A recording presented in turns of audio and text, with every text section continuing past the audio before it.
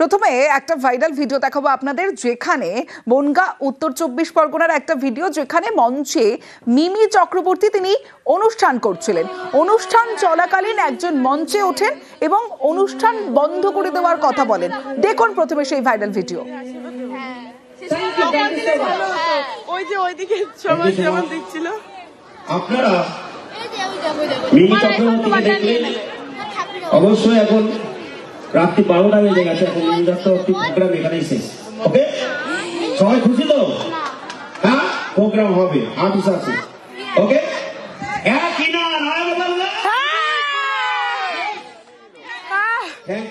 অভিনেতা মিমি চক্রবর্তীকে নেমে যেতে নির্দেশ অভিযুক্তের, এবং যখন মঞ্চে উঠে তিনি এটা বলেন তখন একটু মঞ্চে তখনও দাঁড়িয়ে আছেন মিমি, যে ছবি আপনাদের দেখাচ্ছি, এবং একটু অবাকই হয়ে যান মিমি চক্রবর্তী। তাকে হেনস্থার অভিযোগ করছেন মিমি চক্রবর্তী, তিনি অভিযোগ করছেন তাকে হেনস্থা করা হয়েছে, মঞ্চ থেকে নেমে যেতে বলা হয়েছে। ঠিক কি অভিযোগ, কি হয়েছিল জানবো।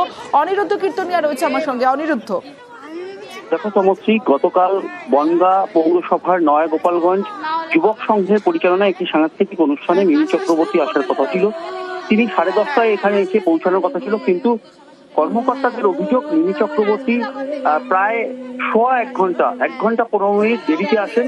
তিনি 11:45-এ এই সাংস্কৃতিক অনুষ্ঠানে এসে পৌঁছায় এবং পরবর্তীতে তিনি মঞ্চে ওঠার পরেই 15 মিনিট অনুষ্ঠান চলবার পরে অনুষ্ঠানের একজন কর্মকর্তা, যার নাম শ্রী তনয় শাস্ত্রী, তিনি ঘোষণা করেন যে মিমি চক্রবর্তীকে আপনারা দেখেছেন, এখানেই মিমি চক্রবর্তীর অনুষ্ঠান শেষ।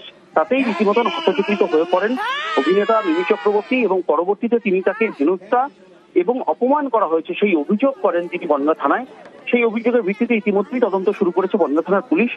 কিন্তু এই বিষয়ে রীতিমতন স্থানীয় বাসিন্দারা এবং উদ্যোক্তারা অভিযোগ করছেন যে রীতিমতন বনগাঁকে কলঙ্কিত করবার জন্য বা দুর্নাম করবার জন্য মিমি চক্রবর্তী মিথ্যা অভিযোগ করছেন। কারণ তার যে আসার সময়, সেই আসার সময় থেকে তিনি দেরিতে এসেছিলেন, এবং যেহেতু প্রশাসনের নির্দেশ অনুসারে 12টা পর্যন্ত তাদের অনুষ্ঠান করবার অনুমতি ছিল, সেই কারণেই তাকে কোনো রকম অপমান করা হয়নি, তাকে বলা হয়েছে অনুষ্ঠান শেষ করবার জন্য। এরপরেই স্থানীয় বাসিন্দারাও কিন্তু ঠিক একই অভিযোগ করছেন যে মিমি চক্রবর্তীর যে সমস্ত নিরাপত্তা রক্ষীরা ছিলেন তারা তাদের সঙ্গে ভালো ব্যবহার করেননি। মিমি চক্রবর্তীকে সম্বর্ধনা জানানোর জন্য যে ব্যবস্থা করেছিল উদ্যোক্তারা, সেই সম্বর্ধনাও জানাতে দেওয়া হয়নি, সেই অভিযোগও তারা করেছেন।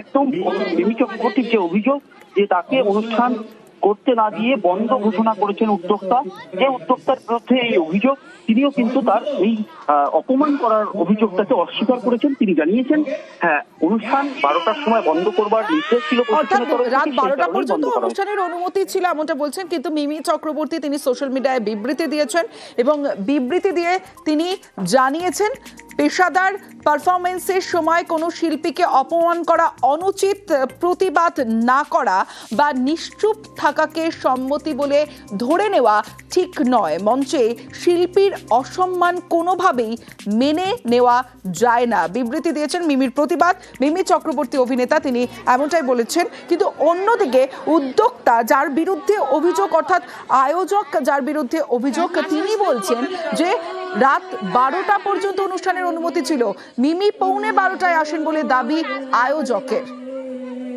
মিমি চক্রবর্তীর টাইম ছিল হচ্ছে 10:30, উনি ঢুকেছে হচ্ছে 12:15। 12:02 আমি স্টেজে উঠি, সবাইকে হাত জোর করে বলেছি আপনারা মিমি চক্রবর্তীকে দেখেছেন, কিন্তু মিমি চক্রবর্তীর অনুষ্ঠান এখানেই শেষ করা হচ্ছে, আপনারা যারা বডিগার্ড আছেন আপনি ওনাকে নামিয়ে নিয়ে যান।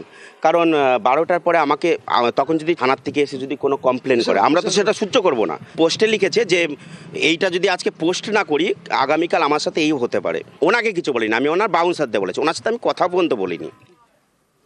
আমরা কথা বলেছিলাম অভিনেতা মিমি চক্রবর্তীর সঙ্গেও, তার বক্তব্য দেখুন। ক্যারিয়ারে এটা প্রথমবার হলো। এই উদ্ধত্ত আমি কোনোদিন কোনো অর্গানাইজারের থ্রু থেকে দেখিনি।